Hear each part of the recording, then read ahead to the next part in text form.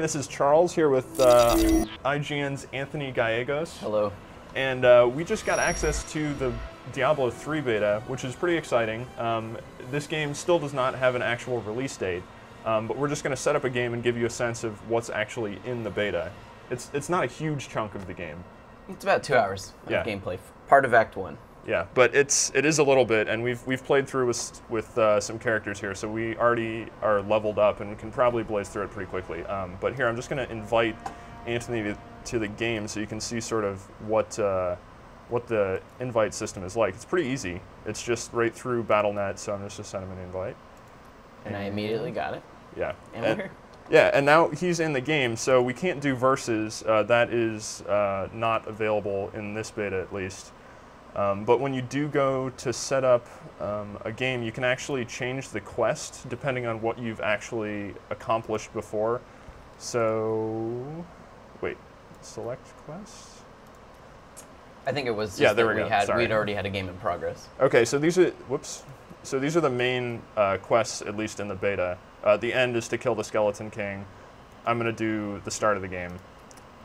But yeah, so you can both start at the same point, and as you play, like, people can come in and out of the game however you want, and the monsters will scale depending on who starts in. And they don't have to be the same level as you, and if you're in a different point than them, like for instance, you get these permanent items in your inventory over time that allow you to do things like sell anywhere. If a player comes in and they don't have those yet, they jump in and they get those items just to catch them up. Yeah, it's actually a pretty easy to use system, and it all seems to work so far, which is nice. And this is just what I'm looking at right here is a banner system, which you can customize however you want. I think it's funny how there are like WoW sigils you see here. The Alliance symbol, the Horde symbol, and here's some StarCraft ones. I'm going to go back to something wizard-like, which is that, and this will upgrade this banner you see here. That'll upgrade as you level and do things in the game to reflect your achievements. Anyway, I'm going to stop talking about this interface stuff. Oh, and here's the auction house. Not actually active yet, but it gives you a sense of what it'll look like a little bit. I mean, the fact that it's so easy to access right there from the menu, one click, it's just right there. I'm going to have some serious problems with this when this game comes out. And that, of course, is the system where you can sell in-game items for real money. So if you find something that you don't want, that maybe your friend doesn't want or something like that, that doesn't fit for your class, you can just put it up and people can buy it. And just like that, that was all. Now granted, we have pretty nice computers, but the load times in this game are pretty amazing so far. Yeah, that was really quick. And even in between zones, it's basically almost non-existent. And if you haven't played Diablo before, I mean, if what you've seen us do so far is pretty much what happens for the entire game. It's not especially complicated in terms of structure. You just run around from this perspective, kill enemies, and then pick up loot, like this damaged stone knife here, which then is added to your inventory, and you just equip them all over your character so that you can kill stuff better. So this quest is obviously where the game starts. It seems to not be. We're missing some bit of story. All we know is that our characters are drawn here by some star that is apparently fallen, and we believe is suspect or part of the reason why there are zombies attacking this poor little town of TRISTRAM. Yeah, TRISTRAM, which is, if you played the first Diablo, that is the town you're in that game. Deckard Cain will make a return here, who is the stay a while and listen guy from the first game. Oh, and here you see the banners just on the ground. Yeah, that shows who's in the game. If you mouse over it, I can actually find out where they are. So if Charles was somewhere else, I could actually mouse over it and see that he was in another zone. Yeah, and you can actually tell it. So if you bring someone into your game in town and click on these banners, you teleport directly to that player. So you don't have to do crazy like travel time meetups and stuff like that. Just like the old Diablo, we have our stash in the town as well. Yeah, sorry, I didn't look at that right now. We're going to go into the inn and get our first quest. I'm going to be that guy and just click through the storyline because... Long story short, she's raised by Deckard Cain and she wants our help. Find him. All right.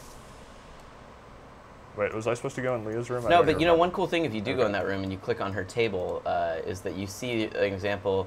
I guess you've already... Oh, yeah. Click on the books on her desk. Oh, there we go. And you see an example of the way that they do story now, which is... I guess you've already found it in a previous game, but they do, like, audio logs now, where instead of having to read something or something like that, very much in a Bioshock sort of way, They just have audio logs that play in the background while you're going, so you can continue to get story. Yeah, and the same thing will happen when you find a new enemy. You'll get a lore update, and you can click on it, and then you'll get an overview of what that enemy is, some specific things you need to be aware of when fighting that enemy, and all without having to read anything. It just plays as you fight in real time. So now we're going in search of Deckard Cain. But to do so, we got to talk to the captain because he's got to open up the barricade for us. Of course he does, because we totally couldn't smash through that wagon. I have a freaking lightning attack here. I mean, look, I can shoot galaxies out of my hand. I think that can break a wagon wall. Well, thank you, Archer guy. Oh no, it was zombies that did it. I can summon frogs. Yeah, that by the way might be one of my favorite attacks. I think, at least in this game. You know, so if you've been following Diablo at all, you've seen the Witch Doctor. You know, he's kind of he can get up and close the gap if he wants, but he's also kind of a stand back and shoot from a distance guy, just like the Wizard, except, unlike the Wizard, he can also, you know, summon crazy things to fight for him, such as zombie dogs. Which are right there, right? Yeah, those are zombie dogs. Okay. Oh my god, I got a blue item. They're really awesome. Oh yeah, and one cool thing that they've done with the items in this game is, you know, what items we see are the items we see. Like, I'll never see the items that drop for Charles. So it's not like a mad click fest for who can get to the item the fastest and then hoard it. And we're back. Sorry about that. We actually got disconnected from Blizzard's servers while we were playing, which is expected. I mean, this is a beta test, so that's sort of what it's for. But also evidence that you do need to be, and this was known beforehand, but you do need to be online in order to play this game. There's no offline mode like there is in something like Torchlight. So if you're not online, you can't access your character and you can't play the game. Or if you lose your connection, you're kicked out. Or yeah, so in that sense, it's much more like an MMO. And there's actually quite a few different MMO elements to the game that may not be obvious at the first time. This is just a dungeon I'm running by here that I'm not going to go in because it's not part of the main quest. But if I were to go down here, you can just explore this extra space in the beta. It's very small, but you know, always the chance for some extra loot. Yeah, I mean, it's not like there's an end boss sitting in there. Diablo is not hiding in that cellar, basically. Oh my god, we killed all the wretched mothers. I really like the interface and everything like that. The text, the menu system, I feel like it's really clean and everything. I feel like like they've that. learned a lot from World of Warcraft as far as having the quest tracking right up in the side, having a little mini map up in the corner. Yeah. You know, like you said, even now you can hit B, which in World of Warcraft is for backpack, and it goes to your inventory. Yeah, and yeah, I mean, I remember I used to play Diablo a lot. Like, here, I'll just keep moving forward. I used to play Diablo a lot by with my map open like this all the time. Just to track the dungeon, but with this little map up in the corner, it's actually pretty easy to see where you're going and see where all the points of interest are. And I think we have to go in there. Oh, no. Nice. Nailed it. So yeah, now we're just going to interact with the waypoint system. So there aren't any town portals in this game. Instead, you can use these waypoints to teleport around, which is pretty convenient. It's just an instant teleport. And I'll display this right now, just as a test. I'll go back to the old ruins where I was, and if I use my Stone of Recall, it's basically a Hearthstone from World of Warcraft. So you can see the meters charging up here, waiting to go back, and I just go right back to town. And then this is the town portal thing, but it'll just take me back to where I used the Stone of where I use the Stone of Recall. And the stone doesn't appear to have a downtime, really. There we go. And there doesn't appear to be any sort of cooldown timer on this thing, so it's not like you have to wait 60 minutes to use it again. So that's actually fairly convenient if you're not... ooh, quest rewards. Yeah, we just completed the quest of killing the zombies, and now we're going to officially help Leah here look for Deckard Cain, who has been a consistent character through the series. Traditionally, he identifies items for you. And though town portal scrolls are not in the game, scrolls of identify are still in the game. So when you find super rare items, like, for instance, well, this isn't super rare, but rarer items. Are we supposed to go through the waypoint? Yeah, now we're taking Leah on the quest with us. She's officially following us into the room. Sorry, I got caught up in explaining things. But yeah, when you find items like this, like the less rare ones are blue, and then you've got crappy ones that are like white, and I don't think I have any gray ones. Oh yeah, there it is. But you need to use the scroll of identity in order to figure out what it actually is, so that you can equip it and see the effects. And as I was saying before, like there are a few things about interface that are definitely helpful and convenient in this version of Diablo. The first being that you can actually, like in World of Warcraft, you can, whoop, I did that wrong. You can text link items, so if I wanted to show Anthony, oh cool, Gloves of the Hawk, I'm so awesome. Look at my gloves. I can click at them and say it's so awesome. Linked in chat, and you know, you can click on this and it'll bring up the outline of what it actually is. This is a special enemy. As you see, the taking a little bit longer to die, special coloring there on the name bar. And Purple name, he used some magic on us. Drop better stuff. Here's the key. And yeah, again, all the loot that you see on my screen is not what's on Anthony's screen. We have totally different loot loadouts on each screen so that we don't have to worry about yeah, like from that stealing. chest, I got a sash, and Charles got a buckler. Yeah, and some gold. So if you are in a random game with, you know, a public game just with people you don't know, you don't have to worry about them stealing your stuff. Oops, I just picked up a total piece of crap. But the other thing is, if you want to trade items, you can do that a few different ways. Oh god, there's zombies. And really, not picking up garbage items isn't really that big of a deal, because it isn't like the old Diablo where all of a sudden you're going to have to go through and drop a ton of stuff. At any given time now, you can sell the items that you have.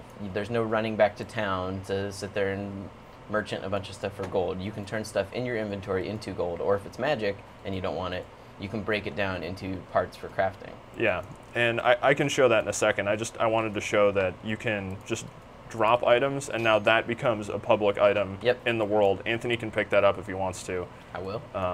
And also, if you drop an item, again, if you're in a public game and somebody isn't talking very much, you can just hold control over the item, and you actually see the text pop up that shows what it is, so that you don't have to necessarily pick it up to look at it, which I think is pretty cool.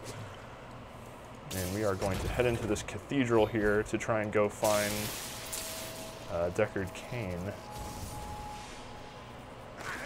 But yeah, some of the other things that I can just show off real quick, like, so my inventory is starting to fill up with random stuff. I have a lot of the better stuff, I guess, in the demo, but if you use this Nephilim cube, you will destroy the item, but this will turn every item into crafting components directly out of your inventory. So you clear space, you don't have to go back to town all the time to clear your inventory and yeah, sell off your stuff. Again, it's a lot. Oh, sorry. Well, yeah, and then this is just, I mean, it's the same thing. It's just I'm not getting components. I'm getting money back. It's a lot like the enchanting system again in World of Warcraft, where you break magic items down into parts that you can use. Very fancy visuals here. Nice shimmer effect over the Starfall pit. But yeah, one of the things I like about the combat is just the way everything reacts to your attacks. Like, you definitely get the sense that the enemies are flying all over the place. The physics are kind of cool. It feels like your attacks have much more of a sense of impact to them, I think. We can go over the character skill system in a bit, but yeah, these dungeon layouts are random, so we don't necessarily know where we're going here. We're just trying to get to... Yeah, eventually, if you've played it before, you know what the exit's called that you're looking for, but it won't always be located in the same place. Yeah, and there'll be some special features throughout the dungeons as well. Like, this is standard Diablo gameplay where we're just breaking apart barrels and stuff to find gold and items. But there will be... Oh, those monsters were actually fighting each other, it looked like. Yeah, it did. Oh, no. My zombie dogs had already run ahead. Oh, okay, sorry. Don't worry, they look like monsters too. Oh, right there we just got an experience bonus, because if you manage to kill a group of monsters in a short amount of time, basically you can chain together combos and get experience bonuses. Yeah, which is pretty nice, especially since I'm sort of nearing the upper part for the leveling in the beta. My guy's 10 right now, and I think the cap is 13. But yeah, it's getting more difficult for me to actually to actually secure any kind of meaningful experience gain. The health system, you'll notice a lot of red orbs are dropping all over the place. If you just run over those, you pick them up and you gain health, as does everyone in the area. So everyone will just gain health back. So you don't basically, I haven't had to spam any potions yet. You do still get health potions. I just have minor ones right now. Whoa, what just happened there? I think what happened is you dominated. I don't think that's, so yeah, I mean, there are a lot of health pots sitting around here, so not, we're fine. I don't have to use any health potions. But like both of us have a lot of health potions, but really I found so far I've hardly had to use them. Yeah, I've had to use them in a few cases. Mostly, I'm a wizard, so I'm a little more, I don't sponge up as much damage, I guess you could say. Oh my god, there's so many zombies. So I'm going to use an area effect attack here and shoot comets at these guys. There we go. But yeah, I mean, that experience bonus, plus 176, pretty nice experience bonus if you can take out a lot of stuff really quickly. And it kind of encourages you to maybe use a really mana-heavy ability that you might not otherwise use. Yeah, and so, I mean, you can't see Anthony's... Ooh, a shrine. So these shrines, like in Diablo's of old, just give you temporary bonuses as you're running around dungeons. But you can't see Anthony's screen, but what I have down here, it's called Arcane Power. It's, you know, it's essentially mana, or mana, however you want to say it. Mana or mana? Potato, potato in my mind. All right. Hey, we found the door. But I have Arcane Power. Okay, let's do that. I have Arcane Power, which regenerates way faster than mana. Whereas I think the Witch Doctor has mana, right? He has mana, but it still recharges pretty fast. And at level 10, you get the ability to take a passive ability that you don't have to actively use. And the first one I took was one that kind of gives me active mana regeneration anyways. So I actually get mana every time I pick up a health globe. I gain mana as well. Oh, okay. So, but there aren't actually any mana potions. No, I mean, I would say it all recharges pretty fast. Yeah, like I have no reason, if you've been watching my Arcane Power orb, like I can drain it pretty quickly by using these abilities, but it comes back very quickly, so there's really no reason to run around with potions to replenish that. And every other class in the game, the Barbarian, and Demon Hunter, and who am I forgetting? Monk. They all have unique, what do we got here? They all have unique resource systems as well. So we just saved Deckard Cain. There he sit is. down and stay a while, man, from Diablo 2. Oh, I'm hitting him with lightning. It's not doing anything. Why did you risk yourself for me? Because the game told us to. Because I was promised quest rewards. Yeah, I don't think I have any other option but to save you here. Otherwise, I'm kind of stuck. So he's gonna rock out with his cane a little bit, and there we go, magic staircase. Thank you, sir. Now he's gonna head back to town, and so are we.